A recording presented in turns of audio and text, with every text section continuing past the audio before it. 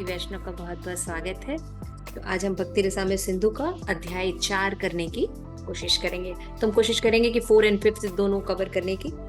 तो शुरू करते हैं। नमः ओम विष्णुपादाय कृष्ण प्रेष्ठाय भूतले श्रीमते भक्ति वेदांत स्वामी इति नामने नमस्ते सारस्वते देवे गौरवाणी प्रचारिणे निर्विशेष शून्यवादी पाश्चात्य देशतारिणे।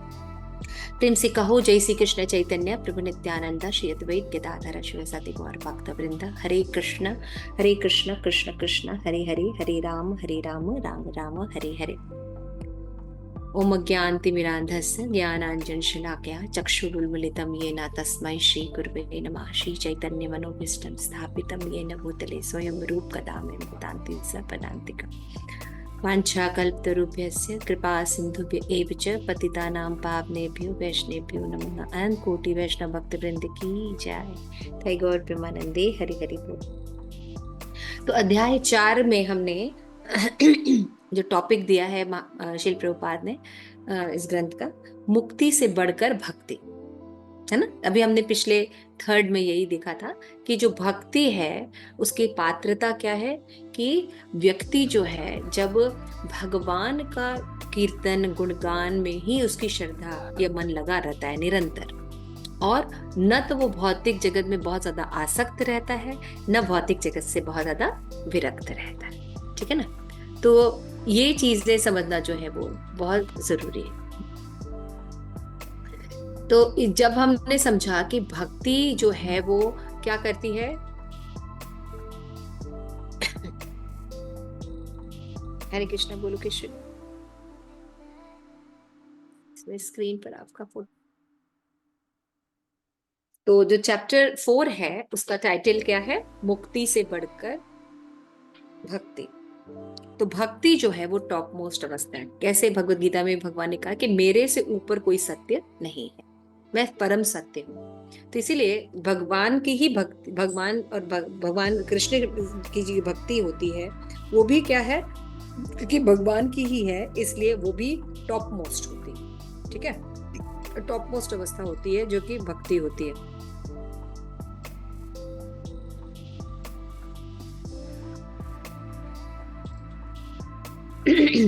तो हमने पिछले देखा कि किस तरह से जो भक्ति है उससे वो भुक्ति मुक्ति, लास्ट में हमने देखा था ना कि भुक्ति मुक्ति जो है वो उसको जो है जीव गोस्वामी क्या कहते हैं कि पिशाचिनी की तरह होती है ना।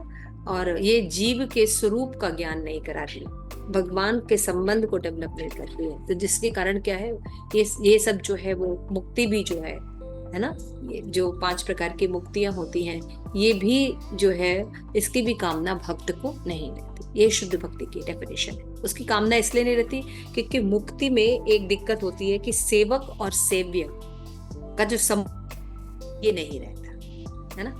और सामीप्य मुक्ति में तो क्योंकि जाके मिल जाते हैं, ब्रह्म में एक के हो जाते हैं, तो हालांकि एक के होते नहीं है, वो खाली कहते हैं।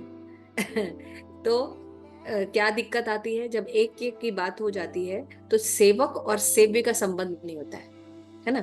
तो जहाँ पे जो भक्ति के लिए इन दोनों का होना बहुत जरूरी है, तो हमारी ओरिजिनल पोजीशन जो है सेवा करना, यानी जो धर्म है वो नहीं निभता तो फॉल डाउन हो जाता है।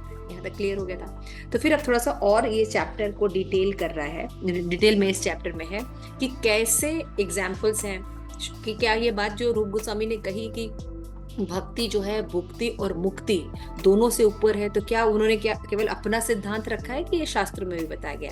तो अब इस बुक में जो चैप्टर है चैप्टर 4, इसमें जो है कई ऐसे एग्जाम्पल्स उदाहरण देंगे श्रीमद् भागवतम के अन्य पुराणों से कि कैसे भुक्ति जो है और सॉरी मुक्ति जो है वो लोअर है भक्ति से। ठीक है, तो हम उदाहरण देखेंगे। तो यहाँ पे हम देखते हैं कि भगवान की भक्ति में भक्त कितनी गंभीरता पूर्वक लिप्त रहता है। इसे महाराज पृथु ने उस कथन से समझा जा सकता है कि श्रीमद् भागवतम के 4:20-24 है ना, 4:20-24 पृथु महाराज।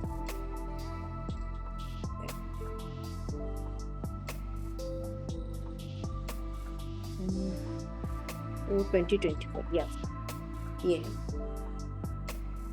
जिसमें बुलाया गया है कि श्रीमद् भागवतम में भगवान कपिल जो है पहले बोलते हैं कि भगवान भक्तजन मेरी सेवा को छोड़कर दिए गए जाने पर भी सालोक के सामीप और सारिष्ट आदि मुक्तियां जो है स्वीकार नहीं करते। अगर उनको भगवान कहते हैं कि जो मेरी शुद्ध भक्ति में लगा रहता है, उनको अगर मैं ऑफर भी करूं तो वो नहीं लेते, है ना, क्योंकि मुक्ति में भगवान की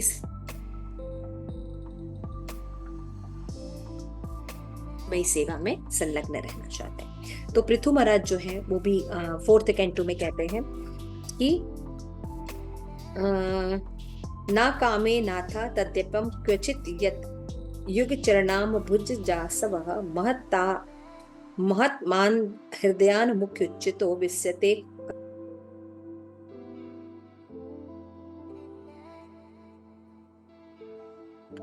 पृथु महाराज कहते कि हे प्रभु, मुझे तो उस मोक्ष पद की भी इच्छा नहीं। पृथु महाराज आप जानते हैं भगवान के ही शक्तावेश अवतार थे, है ना, याद है आप लोगों को, भागवतम में पढ़ा है पृथु महाराज के बारे में। तो कोई ऐसे वैसे राजा नहीं थे, वो कैसे राजा थे, भगवान ही आए थे, भगवान के ही शक्तावेश अवतार थे। तो इतने पावरफुल होकर भी वो क्या कह रहे हैं भगवान को कि हे प्रभु, मुझे तो उस मोक्ष पद की भी इच्छा नहीं जहां महापुरुषों के हृदय में उसके मुख द्वारा झरता हुआ आपके चरण कमलों का मकरंद नहीं है, जहां आपकी लीला कथा सुनने का सौभाग्य नहीं मिलता। इसलिए मेरी ये प्रार्थना है कि आप मुझे 10,000 कान दे दीजिए, है ना।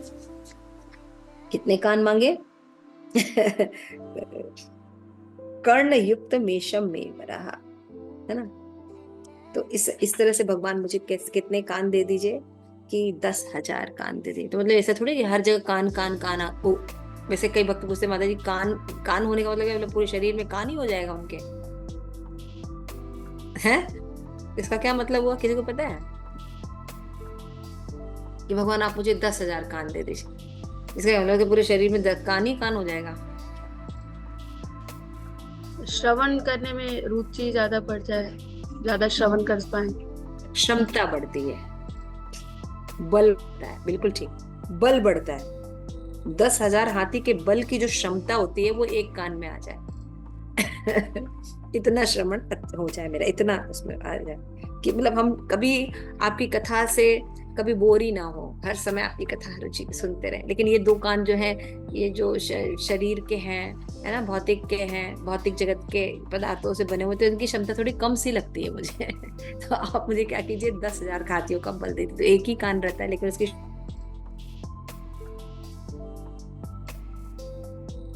इसलिए मेरी यह प्रार्थना है कि आप मुझे 10,000 कान दीजिए, जिससे मैं आपकी लीला गुण कथा का जहां जहां भी हो सुन सकूं। महत पुरुषों के श्रीमुख से भगवत गीता कथा सुनने की प्रार्थना से यह वंचित होता है कि अवैष्णव या मायावादी लोगों से भगवत लीला कथा का श्रवण कभी भी मधुरता सरसता का उन्मेषण नहीं होता, क्योंकि मीठा जल भी क्षार भूमि में प्रवेश करने से खारा हो जाता है ना।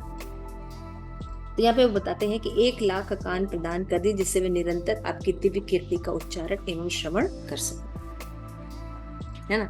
लेकिन मायावादियों को क्या होता है, भगवान की कथा में इंटरेस्ट नहीं होता, क्योंकि वो भगवान को क्या मानते हैं, माया, भौतिक मानते हैं, है ना।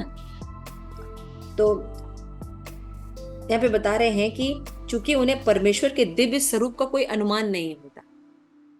मायावादी क्या सोचते हैं कि भगवान का कोई रूप नहीं होता, निराकारवादी क्या सोचते हैं कोई भगवान का रूप नहीं होता, है ना। तो जब रूप ही नहीं होता तो लीला होगी? लीला नहीं होगी। तो जब लीला ही नहीं होगी, कुछ कथा ही नहीं होगा, तो उसके श्रवण में रुचि होगी? वो कहेंगे अरे ये सब तो ऐसा कैसे हो सकता है, मतलब हनुमान जी इतना कैसे लाग सकते हैं, अच्छा भगवान मतलब 16,000 रानियों के साथ एक साथ कैसे रह सकते हैं, है ना, समझ रहे हैं। क्योंकि वो उन कथाओं में बिलीव ही नहीं करेंगे, क्योंकि भगवान के रूप में बिलीव नहीं करते, ठीक है ना। सुंदर रूप कोई नकार देते हैं। और यहाँ पे पृथु महाराज क्या कह रहे हैं कि मुझे ऐसी किसी भी जगह मत भेजिए जहां आपकी कथा ना होती हो। साधु हो, बोल भी रहा हो, लेकिन अगर आपकी कथा नहीं कर रहा है ना, आपकी लीला श्रवण नहीं हो रहा है, गुणगान नहीं हो रहा है, तो वो जगह जाने की मुझे कोई लालसा नहीं है। यानी लीला कथा मुक्ति से बढ़कर हो, है ना, भगवान के। तो भगवान की लीला सुनना करना। अब भक्त देखिए एक ही कथा बार बार सुनते हैं, जैसे कि आप लोग भी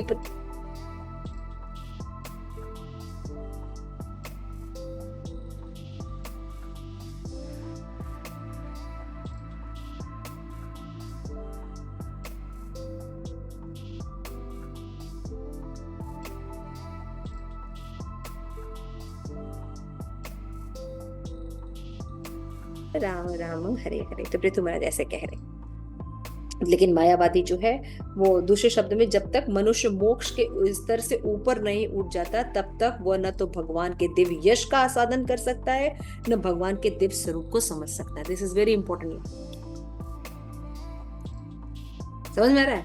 तो मोक्ष जिसको लोग सोचते हैं कि इस जगत का सर्वोत्कृष्ट सर्वोच्च चीजें हैं, धर्म अर्थ काम मोक्ष, तो मोक्ष तो लास्ट में होता है, बहुत विरला होता है, ऐसा सोचते हैं और उसको हाईएस्ट लक्ष्य मानते हैं। उस मोक्ष को भक्त कहते हैं अरे ये तो बहुत बेकार चीज है, तुम ही रख लो अपने पास।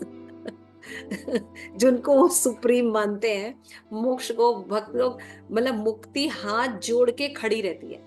भक्त कहते हैं क्षमा कीजिएगा, मेरा बहुत से भगवान को सुलाने जाना है, हरे कृष्णा। जिसके लिए बाकी लोग पीछे पड़े रहते हैं, भक्त उसकी कदर नहीं करते। क्यों? क्योंकि वहां पे भगवान की मधुरता, भगवान के गुणगान की मधुरता, भगवान की लीलाओं की मधुरता, भगवान की भक्ति की मधुरता नहीं होती। यानी भक्ति करना श्रेष्ठ हो गया, है ना? ये क्या सिद्ध कर रहा है कि भक्ति की श्रेष्ठता थी। पृथु महाराज की उदाहरण दे रहे हैं। फिर बताते हैं श्रीमद् भागवतम में 5:14-44, है ना? इसमें सुखदेव मुनि कहते हैं कि हे राजा परीक्षित, राजा भरत जी ने अति दुस्सह पृथ्वी, पुत्र, स्वजन, संपत्ति, स्त्री तथा देवता गण भी जिसकी लालसा करते हैं, वो लक्ष्मी का भी याचना नहीं की। तो ठीक ही है, क्योंकि भगवान श्री कृष्ण की सेवा में जिसका मन लग जाता है,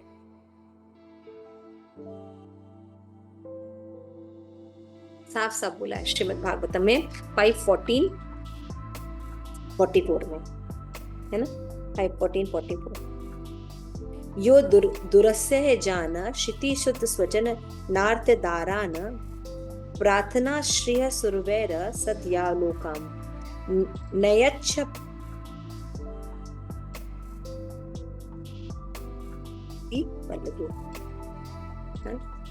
तो जो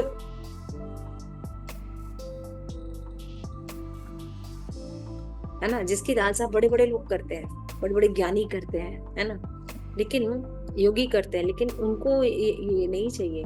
क्यों? क्योंकि उनको कथा रस, की जो कथा रस है उसमें रुचि होती है, यानी भगवान की भक्ति जो है वो सुप्रीम हो जाती है। तो भगवान का श्रवण, कथा श्रवण करना, ये भक्ति है कि नहीं?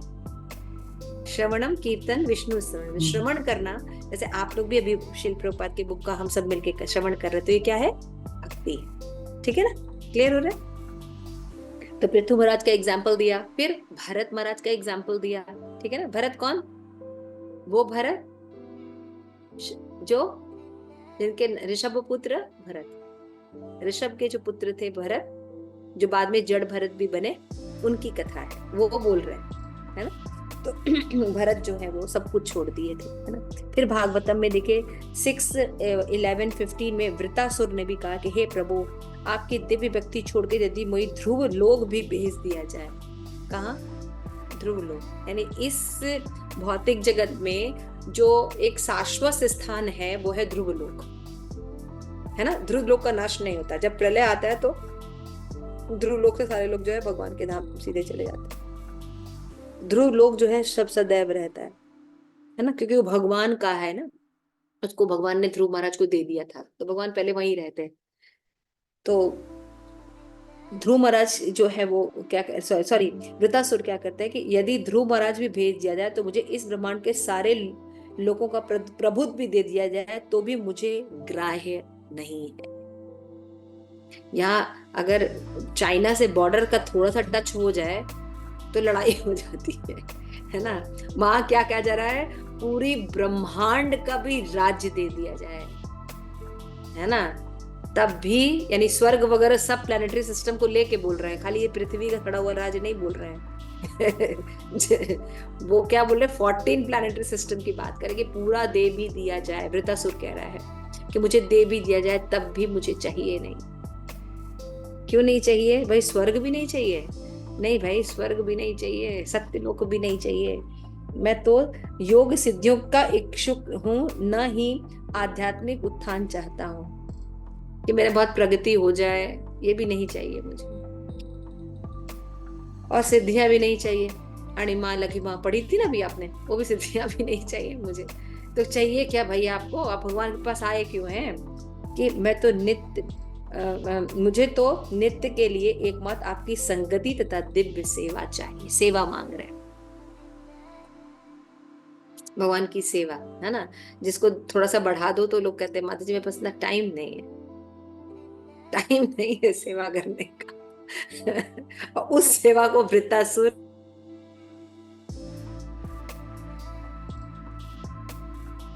सब छोड़ दे, लेकिन सेवा नहीं छोड़ते। देखिए कितना रस है भक्ति में, ये सब समझना चाहिए कि भक्ति कितनी सुप्री है। तो इस कथन की पुष्टि शिव जी भी श्रीमद् भागवतम में अपने 6 कैंटो में देते हैं, 1728 श्लोका में, कि सती से कहते हैं कि हे सती, जो लोग नारायण कृष्ण के भक्त हैं वो किसी से नहीं डरते,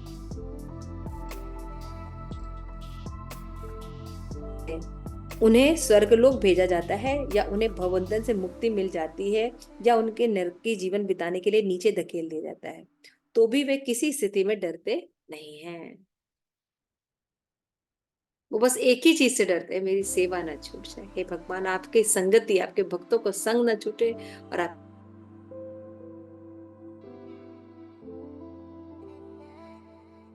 कहीं जाना है मुझे जाने दीजिएगा, लेकिन बस अपनी सेवा, अपना स्मरण, अपने भक्तों का संग मुझसे मत छीनिएगा, है ना।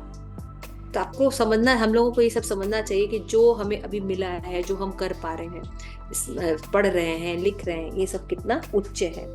ये सबसे दुनिया का सबसे उत्कृष्ट कार्य है शुद्ध भक्ति करना, है ना। तो शिल प्रभुपाद जैसे शुद्ध भक्त ने इन ग्रंथों को कितना सरल करके भक्ति, और उसको जब हम पढ़ रहे हैं तो ये भी भक्ति है। तो ये सबसे उत्तम चीज है जो आप अभी कर रहे हैं, पूरे ब्रह्मांड में सबसे उत्तम कार्य आप कर रहे हैं। तो इंद्र ने भी श्रीमद् भागवत में 6:1874 में कहा कि इंद्र अपनी माता दीति से कहता है कि हे माता, जो सभी प्रकार की इच्छाओं को त्याग कर भगवान की भक्ति में लगे हुए हैं, वे स्वार्थ को जानते हैं। किसके स्वार्थ को? अपने स्वार्थ को जानते हैं। भगवान की भक्ति में जो लगे हैं ना, वो सबसे ज्यादा स्वार्थी हैं। मतलब उनको पता है कि उनका स्वार्थ क्या है ना। आइडेंटिटी क्लियर है, मैं एक अणु आत्मा भगवान कृष्ण की शाश्वत दासी के रूप में अपनी पहचान कर रही हूँ, और ये अत्यंत अद्भुत है। ये क्लियर रहता है उनको, रियल आइडेंटिटी क्लियर होती है। ऐसे व्यक्ति अपने स्वार्थ को पूरा करते हैं, यानी वो बहुत स्वार्थ कुशल होते हैं, है ना। बहुत सेल्फिश होते हैं, भक्त सबसे ज्यादा सेल्फिश होते हैं। सुनने में बड़ा अजीब लगता है कि भक्त और सेल्फिश, हाँ भाई, भक्त ही सेल्फिश होता है एक्चुअल में, क्योंकि सबसे ज्यादा वो सेल्फ का खुद ही ध्यान रखता है। जीवन की सिद्धि अवस्था तक पहुंचने में परम पटु माने जाते हैं। फिर भागवता में प्रहलाद महाराज कहते हैं, देखिए ये सब क्यों बताया जा रहा है आपको। अभी पृथु महाराज हो गए, भरत हो गए, वृत्तासुर हो गए, शिवजी हो गए, इंद्र हो गए, अब प्रहलाद महाराज, है ना। ये सब क्या कह रहे हैं? भक्ति को इम्पोर्टेंट दे रहे हैं। ये लोग कौन है? ये कोई साधारण लोग नहीं है, शुद्ध भक्त में है ना। श्रीमद् भागवतम में इनको शुद्ध भक्त,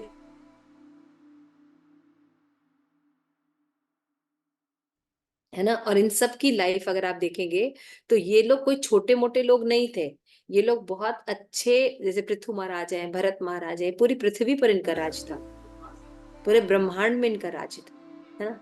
वृतासुर भी बहुत बड़े चित्रकेतु राजा है। शिव जी को तो जानते ही, परम वैष्णव है।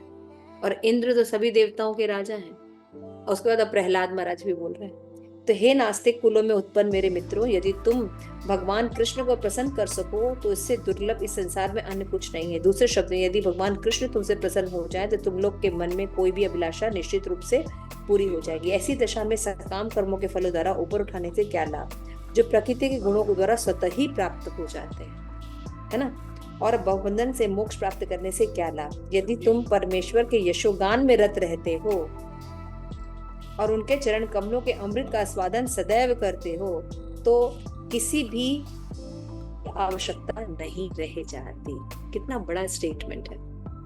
अगर आप भगवान के चरणों की सेवा कर रहे हैं, श्रवण कीर्तन विष्णु स्मरण अर्चनम वंदनम दास्यम साख्य आत्मनिवेदन, ये अगर कर रहे हैं शुद्ध भक्तों की संगति में, तो अन्य कुछ भी आपको को करने की आवश्यकता नहीं है, क्योंकि ये सर्वश्रेष्ठ कार्य आप कर रहे हैं। ये प्रहलाद महाराज के है ना। तो इस तरह से हमको ये स्पष्ट हो जाता है कि व्यक्ति भगवान के दिव्य यश के कीर्तन तथा श्रवण में रस लेता है और भौतिक आशीर्वादों को पहले ही लांग जाता है, जिसमें पवित्र सकाम कर्म फल यज्ञ उपबंध से मोक्ष भी संभव। इस प्रकार 7वें स्कंद में भी देवतागण भी भगवान नरसिंह की स्तुति करते समय यहाँ पर स्वर्ग का राजा इंद्र कहता है कि हे परमेश्वर, ये असुर यज्ञ रूपी कर्मकांड से हमारे द्वारा भाग लिए जाने की बात करते हैं, किंतु आपने नरसिंह के रूप में प्रकट होकर इस महान संकट से बचा लिया है। वस्तु यज्ञों में हमारे भाग केवल आपके कारण ही है, क्योंकि आप समस्त यज्ञ के परम भोक्ता है, आप सभी जीवों के परमात्मा है, अतएव आप ही हर वस्तु के वास्तविक स्वामी। हमारे हृदय कब से इस असुरी हृदय से भयभीत थे और हम भय से पूर्ण थे, किंतु आप इतने दयालु हैं, इसे मानकर हमारे हृदय से भय भगा दिया और हमें अवसर प्रदान किया कि हृदय से हम आपको अपने हृदय में वापस आपको स्थापित कर सके। जो लोग आपकी प्रेम भक्ति में रक्त है, उनके लिए असुरों द्वारा छीना गया ऐश्वर्य भी महत्वहीन है। भक्त भगवान मुक्ति तक की परवाह नहीं करते, फिर इस भौतिक ऐश्वर्य के लिए क्या कहा जाए। वस्तु यज्ञों के फल के भोक्ता हम नहीं, हमारा एकमात्र कर्तव्य है कि हम आपकी सेवा में लगे रहें, क्योंकि आप ही हर वस्तु के भोक्ता है। तो भक्त जो है वो जानता है कि वो भगवान का है, तो वो अपने देह के प्रति बहुत ज्यादा चिंता नहीं करता, क्योंकि वो जानता है कि भगवान का है, आज तक भगवान ही पालन कर रहे थे और आगे भी भगवान ही पालन करेंगे। तो एकमात्र वो अपनी भक्ति में रत रहता है और बाकी किसी चीज की उसको चिंता नहीं रहती। इसलिए उसको मोक्ष वगैरह भी दिया जाए तो उसमें इंटरेस्टेड नहीं रहता। ठीक है, समझ में आ रही है ये सब। तो सब पढ़ के समझना चाहिए कि ये लोग कहाँ कहाँ थे, केवल इस ब्रह्मांड में नहीं, बल्कि ऊपरी प्लैनेटरी सिस्टम, निचले प्लैनेटरी सिस्टम, सब प्लैनेटरी सिस्टम में राज्य करते थे, देख के आए थे, लोगों से मिले थे। ये वो शक्तिशाली लोग हैं जिनके ये सब स्टेटमेंट है। तो इंद्र किस समय ये बात कह रहा है? इंद्र जो है वो बता रहा है कि हाँ, जब नरसिंह भगवान हिरण्यकश्यप को मार, इसने इतना आतंक मचा रखा था कि अपने मन में भी हम आपको बसा नहीं पाते थे, इसका भय रहता। इतना महान था हिरण्य। आपने बड़ा अच्छा किया, इसको मार दिया, है ना। और अब हम क्या करेंगे, अपने जो हृदय है उसमें आपको पुनः स्थापित कर पाएंगे, निर्भय होकर आपकी भक्ति कर पाएंगे। तो भक्त जो होते हैं वो क्या कर रखे, क्या बता रहे हैं कि वो मुक्ति में इंटरेस्टेड नहीं होते हैं, जो बाकी लोग उसके प्रति इतने इंटरेस्टेड होते। ठीक है, तो इंद्र इस कथन का तात्पर्य है कि ब्रह्मा से लेके नगण चींटी तक कोई भी जीव भौतिक ऐश्वर्य भोगने के लिए नहीं बना। गुरु महाराज बहुत सुंदर बता रहे थे, अभी 2-3 दिन पहले जो क्लास दे रहे थे तो महाराज उसमें बता रहे थे कि जीव यानी आत्मा का धर्मांतरण नहीं किया जा सकता। क्यों नहीं किया सकता? क्योंकि आत्मा का एक ही धर्म है कि वो भगवान कृष्ण का सेवक है, नित्य दास। ममेवांशो जीव भूते जीव भूता सनातन। इसलिए कभी भयभीत नहीं होना चाहिए। जो हिंदू मुस्लिम का इतना प्रोपेगेंडा करते हैं लोग, परेशान कर देते हैं लोगों को, इससे परेशान नहीं होना चाहिए। क्यों? क्योंकि जीव का यानी आत्मा जो है उसका धर्मांतरण किया ही नहीं जा सकता, देह का धर्मांतरण होता है ना। देह से लोग कोई मत या पंथ में चले जाते हैं, ये सब तो पंथ हैं अलग अलग, जो आजकल जो जितने भी सो कॉल्ड है। धर्म बस एक ही है, वो है भागवत धर्म, और हर आत्मा का केवल एक ही धर्म है, वो भागवत धर्म। चाहे देह से वो हिंदू हो, मुस्लिम हो, सिख हो, ईसाई। समझ में आ गया? तो आत्मा का धर्मांतरण कभी किया ही नहीं जा सकता, क्योंकि आत्मा भगवान का ही है। इतनी सुंदर बात। तो एकमात्र आत्मा का धर्म क्या है? भागवत भक्ति करना। भागवत धर्म जो आत्मा का धर्म, और ये हर किसी के लिए, हर किसी के लागू। फिर आगे भी इसी तरह का श्लोक है कि जिसमें गजेंद्र भी कहते हैं। आप देखिए गजेंद्र कितने बड़े भगवान के भक्त वो भी हैं, भगवान के आत्र, है ना, दुखी।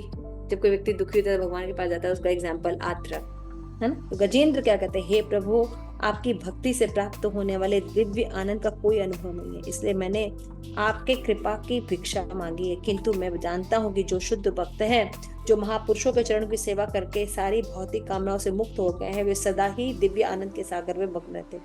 इसलिए वे आपके शुभ फलों का गुणों का गान करके सदैव तुष्ट रहते हैं। उन्हें न तो किसी वस्तु की आकांक्षा रहती है, न वो कुछ मांगते हैं। मैं तो मांग रहा हूँ क्योंकि मुझे लग रहा है कि मैं अपने आप को अब नहीं बचा सकता, मैं बहुत संकट में हूँ भगवान, मुझे ग्राहे ने ग्रस लिया है?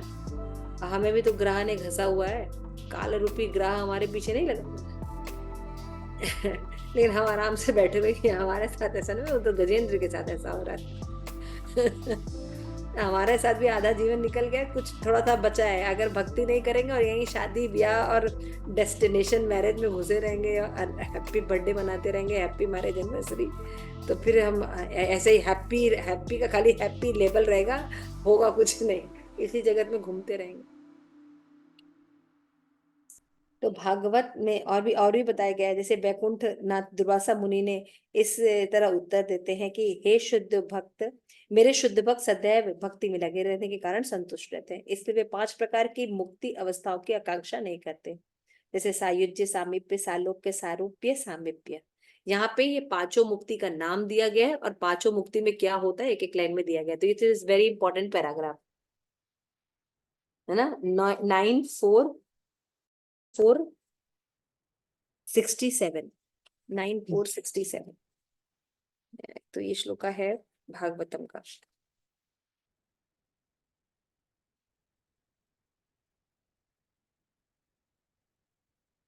हम्म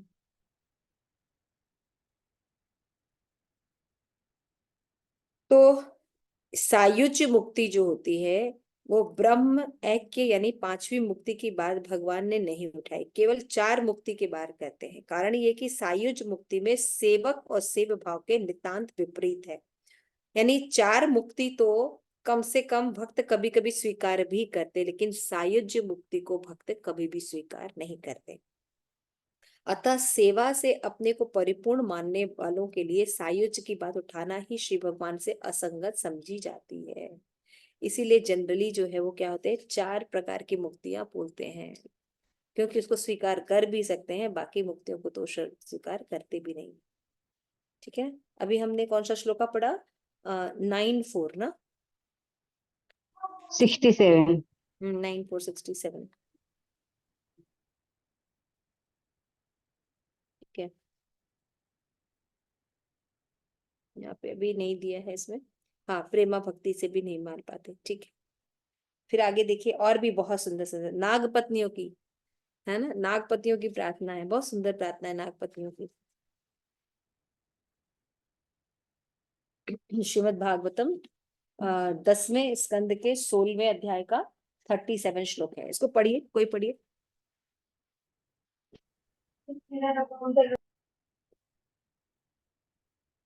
10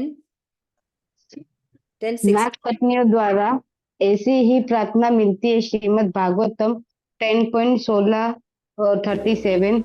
नाग पत्नियां कहती है, हे प्रभु, आपके चरणों कमलों की धूली अत्यंत अनूठी है। जिस व्यक्ति का इस धूली को प्राप्त करने का सौभाग्य प्राप्त हुआ है, वह स्वर्ग लोग सभी लोग पर अधिपत्य, योग सिद्धि, योग अथवा भवसागर से मोक्ष की भी परवाह नहीं करता।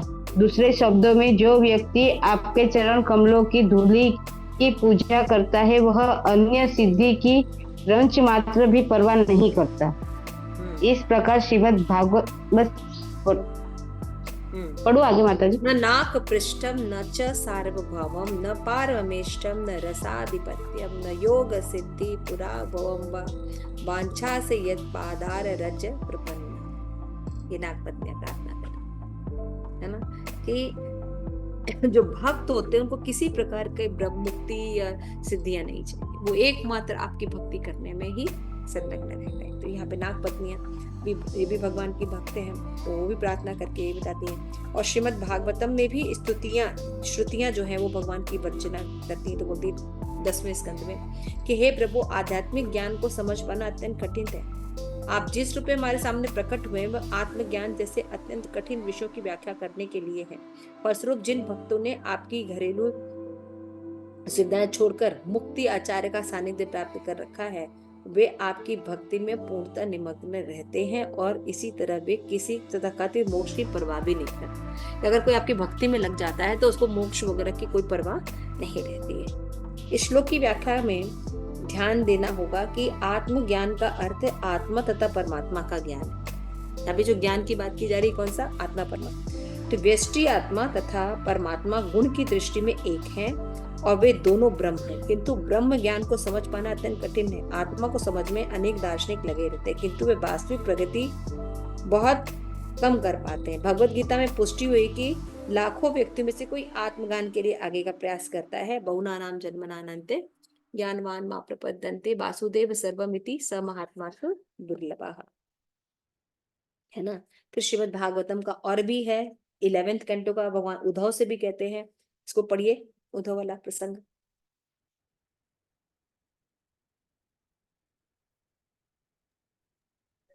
श्रीमद् भागवतम में 11.20.34 में भगवान श्री कृष्ण उद्धव से कहते हैं कि हे उद्धव, जो भक्त मेरी सेवा के द्वारा मेरी शरण में आते हैं, उनकी भक्ति इतनी अविचल होती है कि उन्हें कोई अन्य इच्छा नहीं होती। यदि उन्हें 4 प्रकार के आध्यात्मिक ऐश्वर्य भी प्रदान किए जाए तो वह उन्हें भी अस्वीकार कर दे, तो फिर इस भौतिक संसार में किसी वस्तु की इच्छा करने की बात ही नहीं उठती।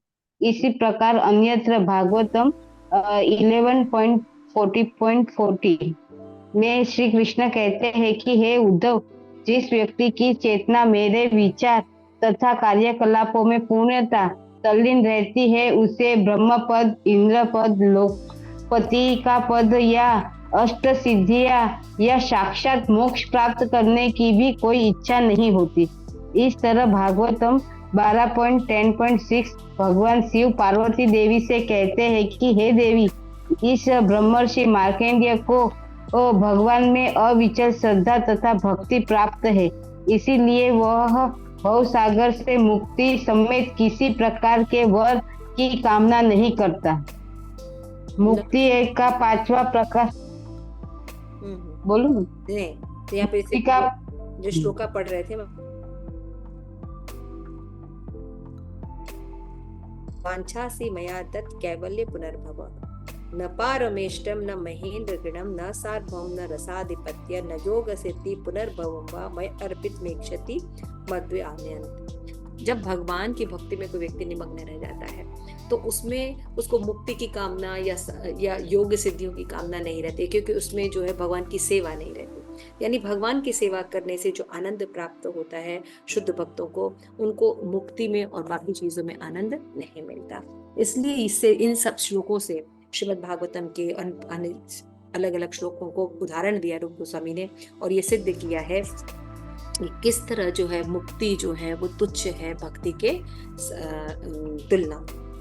और भी बहुत से हैं, पद्म पुराण से दिया गया है कार्तिक मास में, है ना, प्रसंग के अनुसार दिया कि दामोदर लीला, यह कृष्ण बाल्यकाल का सूचक है। जब उसकी माता यशोदा ने रस्सी से बांध दिया तो दाम करते रस्सी, उदर करते पेट। माता यशोदा ने नटखट कृष्ण को तंग आकर उसके उदर को रस्सी से बांध दिया, इसलिए उनका नाम, इस लीला का नाम दामोदर पड़ा। कार्तिक मास में प्रार्थना करते हैं कि हे प्रभु, आप सबों के स्वामी और समस्त वरों को देने वाला है, ब्रह्मा तथा शिव के समान। याद है ये श्लोका कौन सा है? दामोदर अष्टकम आप लोग पढ़ते हैं। वरम देव मोक्षम न मोक्षाम वदिम वा न चायम व्रणेहम वरे शदपीह इदं ते वपुरनाथ गोपाल बालम सदा मे मनस्या वीरास्तं किमन्ये नमामीश्वरं सच्चिदानन्दरूपं लसत्कुण्डलं गोकुले भ्रजमानं यशोदाभियोलुखलद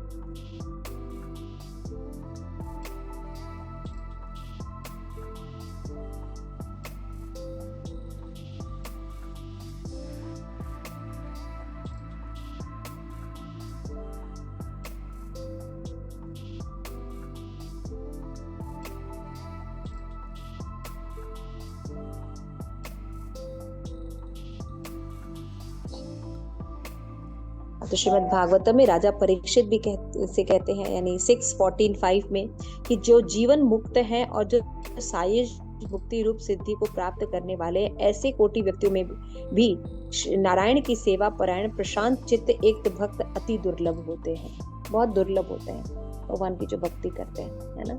क्योंकि जो भगवान की भक्ति करते हैं वो भगवान की शुद्ध प्रेममयी सेवा करना चाहते हैं। उनको जो बाकी चीजें हैं जिनमें मुक्ति है, योगी है, ये सब को सिद्ध करते हैं।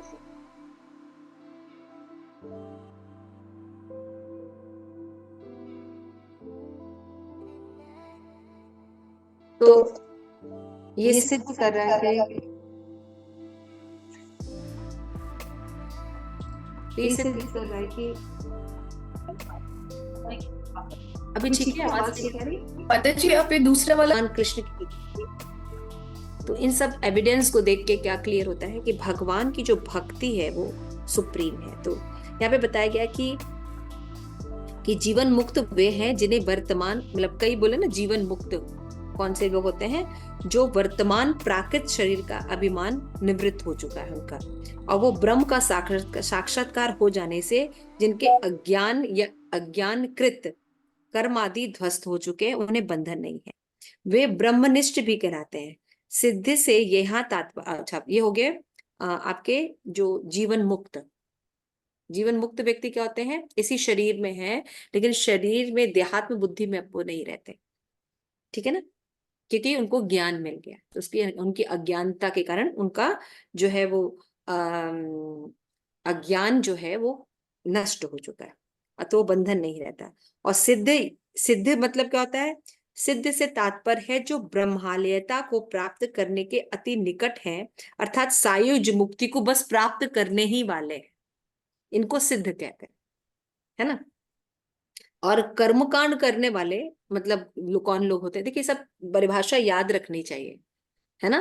जैसे एक साथ हम बोल देते हैं लेकिन सबका अलग अलग मतलब होता है ना। तो जैसे आपने देखा कि जीवन मुक्त मतलब क्या होता है, मैंने बताया, फिर सिद्ध कौन होते हैं बताया, उस बाद कर्म कांड करने वाले लोग मतलब क्या होते हैं, जो स्वर्ग आदि जो है वो लोगों को सुख चाहते हैं, और योग मार्ग में कौन जाना चाहते हैं, जो अणिमा लघिमा आदि सिद्धियों को चाहते हैं, और प्रशांत चित्र कभी भी नहीं रह सकते क्योंकि उनके सुख की, उनमें अपने स्वांत सुख की कामना रहती, भगवान के सुख नहीं करते हैं, भक्ति नहीं करते हैं, इसलिए वो क्या होते हैं, भुक्ति मुक्ति सिद्धि कामी शकल अशांत, उनको कुछ चाहिए, है ना, कुछ चाहिए, इसलिए वो अशांत रहते हैं। लेकिन कृष्ण भक्त निष्काम, कुछ नहीं चाहिए उसको अतः वो शांत, इसलिए वो शांत रहते हैं। क्लियर हो गया। तो ये सब चीजें जो हैं ये पता होनी चाहिए सब, इसलिए थोड़ा सा डीपली भी थोड़ा जाना चाहिए। तो जीवन मुक्त तथा मुक्ति प्राप्त करने वाले पुरुषों को भी यहाँ अशांत कहा गया है। सोचिए, जीवन मुक्त भी जो है मतलब देहात्म बुद्धि में नहीं है जो, उनको भी कहा गया वो अशांत है, जबकि कितना रेयर अवस्था होती है ना, समझ रहे हैं ना। जो ज्ञानी होते हैं उनकी जो अवस्थाएं होती है बहुत रेयर होती है ना, कि जो ये समझ जाते हैं कि वो एक शरीर नहीं आत्मा है, वो लोग भी उन लोगों को भी क्या कहा जा रहा है कि वो क्या होते हैं, अशांत रहते हैं, क्योंकि भगवान की भक्ति, ज्ञान तो है लेकिन भगवान की भक्ति नहीं है, समझ रहे हैं। तो हमारे अंदर भी ऐसी चीजें हैं, है ना। हम जैसे कि कुछ जो है चार नियम का पालन करते हैं, कुछ आदर्शों का पालन करते हैं, उससे बहुत भक्ति कर रहे हैं। ये तो मनुष्य बनने के लिए चार नियम का पालन करना, स्वच्छता रखना, तो बेसिक चीजें इसको हमें बताई जाती हैं, जिसको लोग भक्ति समझते हैं। ये तो बेसिक एडिकेट्स है कि हम मनुष्य तो बने पशु से, ये भक्ति कहाँ शुरू हुआ, भक्ति तो अभी आगे शुरू होगा। लोग यही आगे बस सोचते हैं हम 16 वाला रोज कर रहे हैं, चार नियम का पालन कर रहे हैं, भगवान का प्रसाद खा रहे हैं, बस यही भक्ति है। भैया ये भक्ति की शुरुआत हुई, अभी तो मनुष्य बने हो तुम। भक्ति कहाँ कर रहे हो अभी, अभी तो पशु जीवन से आप मनुष्य बने हैं, ये कर रहे हैं। तो भक्ति तो अभी शुरू होगी ना, कृष्ण भक्ति तो अभी शुरू होगी जब हम शरणागत लेंगे, प्रतिकूल वर्जिता करेंगे, तब तो भक्ति शुरू होगी। तो यहाँ से वो बता रहे हैं, इसलिए उनका चित्र। तो प्रश्न उठता है कि सायुज मुक्ति में जहां अपना अस्तित्व ही नहीं रहता, सायुज मुक्ति में कहता है कि अभी आप तो कह रहे हैं कि चलिए अच्छा देहात्म बुद्धि वाले लोग, लेकिन अभी सायुज मुक्ति में तो अपना अस्तित्व ही नहीं रखते हैं। तो यहाँ स्वसुख वासना का अवकाश ही नहीं रहता, तो वहां कैसे चंचल हो सकता है व्यक्ति? कि जब अस्तित्व रहता है तो आप कह सकते हैं चलो भाई उसका मन अशांत है, देह है इसलिए वो अशांत है। लेकिन सायुज मुक्ति में तो देह का मतलब कल्पना तो जाके मिल जा रहा है, तो चंचलता का कहाँ प्रश्न होता है? तो उत्तर है कि सायुज मुक्ति प्राप्त करने वाले पुरुषों में स्व सुख वासना नहीं रहती, परंतु अपने दुखों की निवृत्ति की कामना बनी रहती है। हे भगवान बहुत कष्ट है, उठा लो, है ना। लेकिन भक्त दुखों से मुक्त नहीं होना चाहता है, वो दुख में भी प्रार्थना करता है, भगवान आप अपनी भक्ति दीजिए, आपके भक्तों का संग दीजिए कि हम आपकी इस भक्ति में लगे रहे।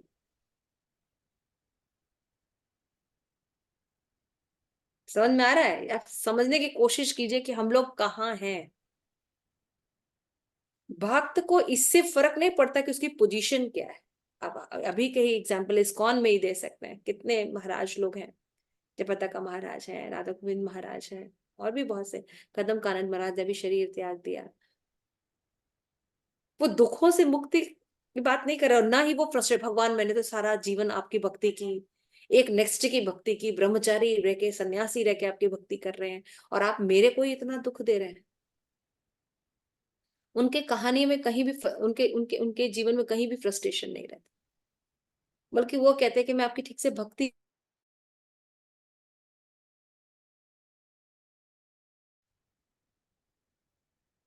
तो भक्त वो ये भी नहीं कहते कि जैसे एक बार अभी हम महाराज एक बार बता रहे थे कि राधा गोविंद महाराज की इच्छा थी कि वो ये जो भगवान के प्रति उनका जो विरह है, वृंदावन के प्रति जो उनका विरह भाव है, वो बना रहे।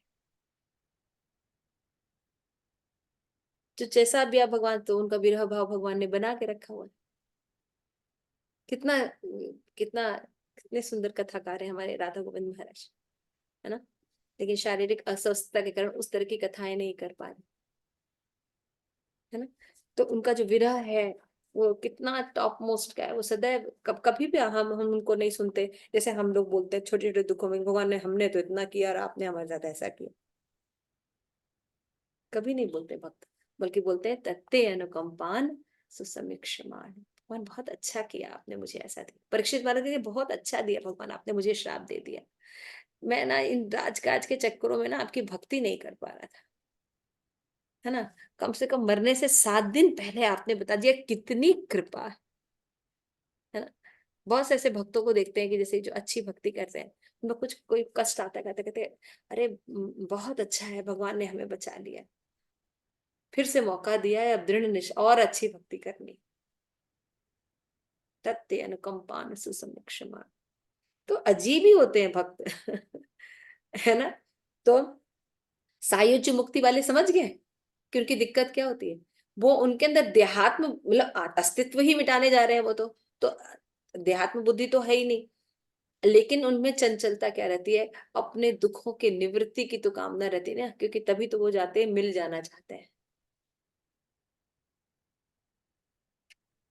तो सायुज मुक्ति प्राप्त करने वाले पुरुषों में स्व सुख वासना नहीं रहती, परंतु दुखों की निवृत्ति की कामना अवश्य रहती।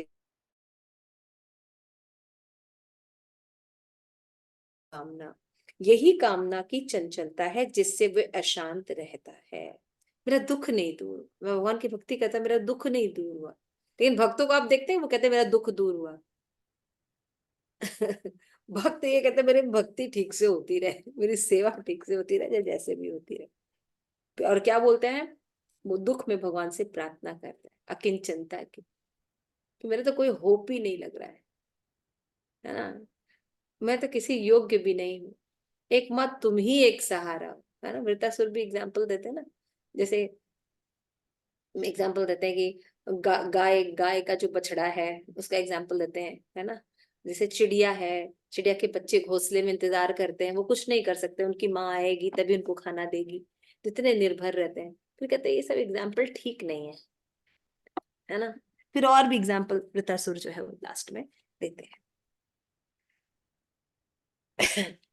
तो इसी तरह जो भक्त में जहाँ केवल अपने दुख निवृत्ति की कामना न होकर ब्रह्म में लयता की कामना है, वहां भी ब्रह्म बनने के गौरव का कामना मौजूद रहता है, जो साधना का शेष अवस्था तक रहती ही है। अपने लिए कुछ भी प्राप्ति की जो कामना है वही अशांति, अतः जीवन मुक्त एवं शुद्ध शुद्ध व्यक्ति जो है अशांत रहता है।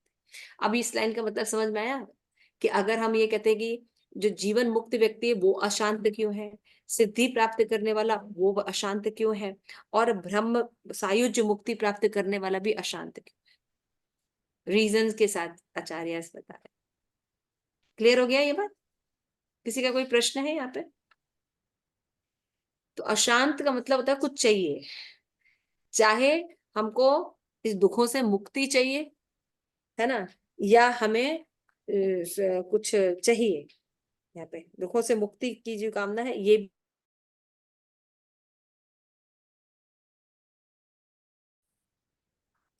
तो महाप्रभु ने चैतन्य कोटि कोटि ज्ञान बद्धे होए एक जन मुक्त, कोटि कोटि मुक्त मध्य दुर्लभ एक कृष्ण भक्त। कृष्ण भक्त निष्काम एतेव शांत, भुक्ति मुक्ति सिद्धि कामी सकली अशांत। सोच लीजिए, यानी आप लोग क्या है, सबसे श्रेष्ठ।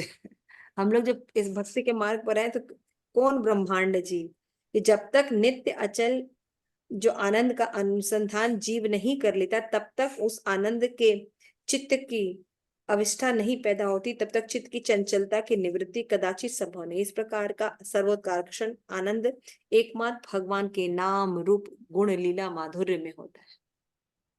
समझ में ना?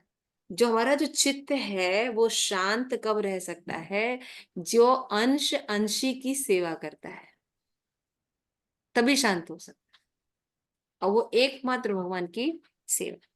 अशेष विशेष भक्ति रसा सिंधु में निमग्न होते ही चित्त शांत नहीं प्रशांत हो जाता है।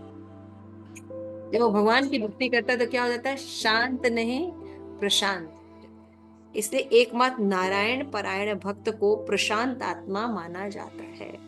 कोटि कोटि जीवन मुक्त वो सायुज्य मुक्ति प्राप्त सिद्धियों में, इसलिए एक नारायण परायण प्रशांत चित्त भक्त की श्रेष्ठता निरूपण की गई है। यहाँ तक अनेक प्रमाण हैं, ये निरूपण करते हैं कि सेवा परायण भक्त भक्ति को छोड़कर और कुछ भी नहीं चाहते।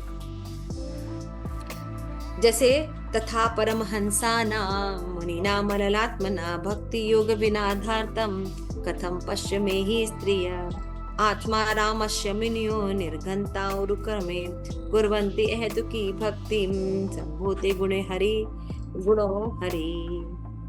श्रीमद् भागवतम में बताया गया, श्रीमद् भागवतम में कुंती महारानी का बताया गया है ना, पढ़ाया अभी हम लोगों ने पहले स्कंद में, और फिर 7वें अध्याय के पहले स्कंद के 1, 7, 10 में बताया गया है कि जो आत्मानंद में विचरण करने वाले मननशील व्यक्ति हैं, अविद्या या चित्त जड़ ग्रंथि अथवा विधि निषेध बंधन टूट चुके हैं, श्री हरि की ऐतुकी निष्काम भक्ति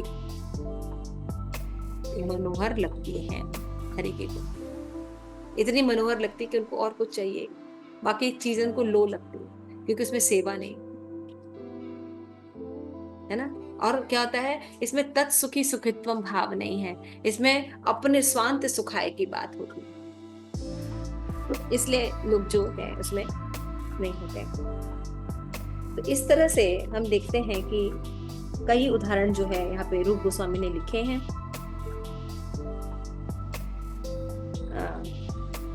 इसमें और भी बहुत से हयशीष पंचरात्र के पदांश ने लिखा है कि हे प्रभु, मुझे न तो आपके धार्मिक जीवन के परिणाम के रूप में कोई वर चाहिए, न आर्थिक विकास चाहिए, मुझे इंद्रिय तृप्ति की लालसा है, मुक्ति की लालसा है न मुक्ति की। मैं आपके चरण कमल में नित्य सेवक के रूप में प्रार्थना करना हूँ, मुझे यही वर दीजिएगा। और भी सुखदेव गोस्वामी ने जो है सुखदेव गोस्वामी का दिया है, नारद पंचरात्र से श्लोक दिया कि प्रभु मैं धार्मिक अनुष्ठान या धर्म अर्थ काम मोक्ष द्वारा किसी सिद्धि ऐसा कब होगा नहीं। मैं तो आपसे इतनी ही विनती की है कि आप मुझे चरण कमलों की छाया में रहने दें, मुझे सालोक्य या सारूप्य जैसी मुक्ति नहीं चाहिए, मुझे तो इतना ही अनुग्रह कीजिए कि मैं आपकी भक्ति में, प्रेमा भक्ति में सदैव लगा रहूं। तो इस तरह से हम देखते हैं कि जो सायुज्य मुक्ति है ना, इसके बारे में थोड़ा सा शिल प्रभुपाद ने एक्सप्लेन किया है कि 4 प्रकार की मुक्ति कौन कौन सी है। 5 प्रकार की, उसमें से जो मैंने बताया जो 4 प्रकार की, तो उसको थोड़ा बहुत भक्त स्वीकार भी करते, लेकिन सायुज्य मुक्ति को भक्त स्वीकार नहीं करते। उसका रीजन भी बताया था कि सेवक और सेव्य भाव नहीं रहता। तो भगवान के किसी विशेष रूप के प्रति जब भक्त अनुरक्त रहता है, आकर्षित के प्रति आकर्षित नहीं होना चाहिए। उदाहरण, रामचंद्र के भक्त हनुमान को ज्ञात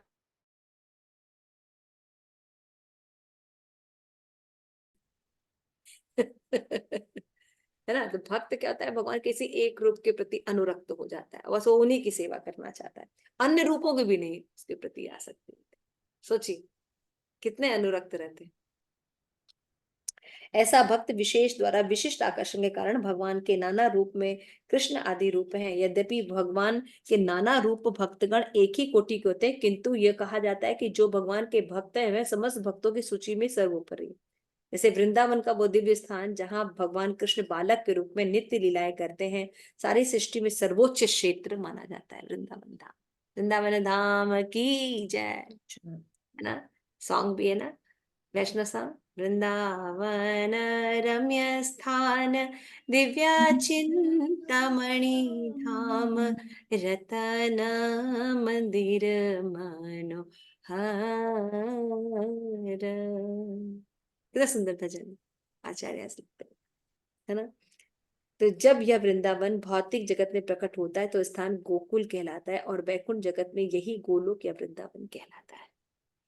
तो इस तरह से इस अध्याय में ये प्रूफ होता है कि जो कई साक्ष्य है ना, और कई वैष्णव के साक्ष्य प्रस्तुत किए गए अलग अलग पुराणों से, श्रीमद् भागवतम से और भी ग्रंथों से, कि जो भक्त होते हैं वो श्रेष्ठ होते हैं। तो यहाँ पे बताया गया है कि एक बहुत अच्छा था, मैंने थोड़ा सा अंडरलाइन किया था कि कोई, क्योंकि माया के निवृत्ति का नाम ही मुक्ति है, तो मुक्त जीवों की ब्रह्म प्राप्ति के प्रकार भेद का लक्ष्य करके श्रुति स्मृति ने मुक्ति के 5 भेद बताए: सालोक्य, सारिष्ट, सामीप्य, सारूप्य, सायुज्य। यानी सायुज मुक्ति भी 2 प्रकार की होती है, ये समझने वाली बात। सायुज्य मुक्ति के बारे में थोड़ा सा समझ लेते हैं। सायुज मुक्ति 2 प्रकार की होती है, ईश्वर में सायुज्य और ब्रह्म सायुज्य। तो जब ईश्वर सायुज्य का मतलब होता है किसी सविशेष भगवान स्वरूप में लीन हो जाना तथा परमात्मा में प्रवेश करना, जिसे परमात्मा सायुज्य कहा जाता है ना। सायुज्य मतलब भगवान के परमात्मा स्वरूप में मिल जाना। और ब्रह्म सायुज्य का मतलब होता है निर्विशेष ब्रह्म में प्रवेश करना।